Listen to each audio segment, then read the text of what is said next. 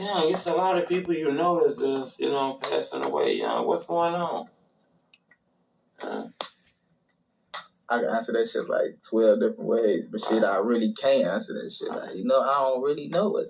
Shit, life, shit. Hell no, man. That's definitely not life. But I feel what he's saying, man. It is life, but it's not life, man. All I'm saying is, it's like when the young dudes that was out there wilding out, when they get to like 28 or 29, like this gentleman is, they get to a point where they start to understand things, man. But the problem is so many of them don't make it to that age of maturity where they can evolve, and that's basically the best thing that we can hope for in the streets right now, is that a couple of these dudes survive it, get older, and start to wisen up, and then try to correct some of the errors of their past. You know what I mean?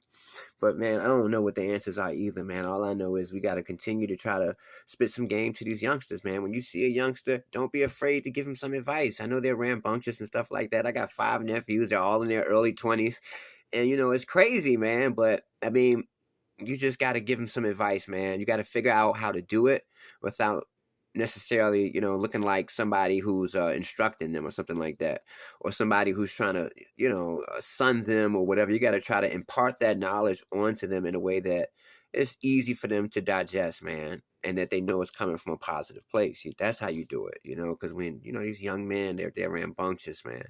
And it's just, man, I don't know what it is, man. Like he said, man, this is life to a certain extent. People are conditioned to seeing all these young dudes get killed, and I'm not. I'm never gonna be conditioned to it. That's the problem, man. It's like, it's too deep to really get into. But all I know is, man, just do your part, man. When you see some youngins wilding out, give them some advice. Don't be afraid. Tell them, look, man, I'm giving you this advice.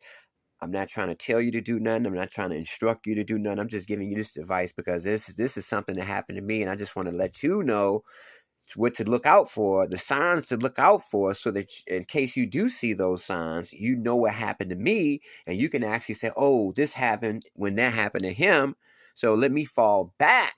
That's how I kick the game. You know what I mean? I kick it like that. You know what I mean?